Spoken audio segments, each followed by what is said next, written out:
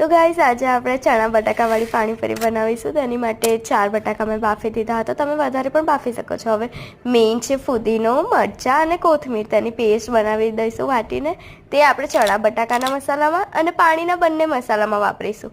હવે બટાકામાં મેં મરચું હળદર ધાણા જીરું હળદર લીંબુ ડુંગળી બધું નાખી દીધું છે। પાણીમાં પણ આપણે જે પેસ્ટ બનાવી હતી એ એડ કરીશું અને પાણીપુરીનો મસાલો એડ કરીશું।